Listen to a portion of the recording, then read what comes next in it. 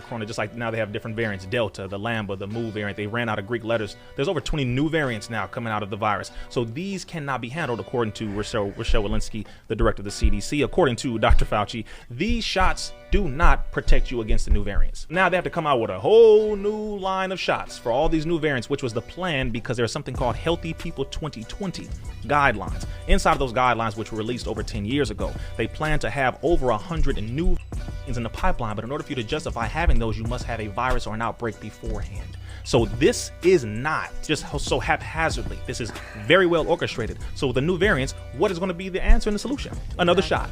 Tell them the truth.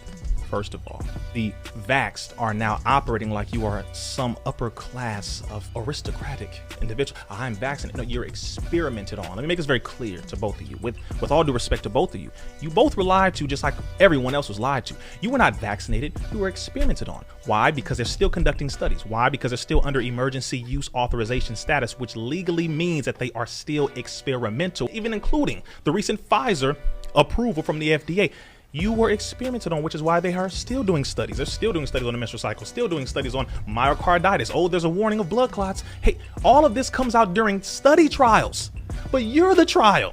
And this is what we have to realize. So to answer your question, the people cannot make this decision on how to properly operate if they don't have the right information. They've been lied to. So now they are willing to go into a form of segregation again, because they were told, stay away from those people who didn't get, stay away from those people who are, you who are vaccinated are more of a danger to those who are unvaccinated. Facts. But I'm not going to treat you the way you would treat me. That's the difference. So we have to change the way we operate, increase in our immunity, increase in our health, stop listening to the same devils who will tell you one day it's okay to smoke cigarettes and then years later tell you actually it's causing cancer. They promote it on TV, by the way. It's okay if you have smaller babies after smoking and your baby comes out premature. Hey, some people want smaller babies. They said this. Babies born from women who smoke are smaller, but they're just as healthy as the babies born from women who do not smoke. And some women would prefer having smaller babies. Now, cancer, etc. And now there's a war against the tobacco industry, but they literally let you get all these cancerous chemicals in your body for over 40 years. And now here's the circumstance with these shots. So again, people must be given the truth. The scientists on both sides have to be given public platforms to have public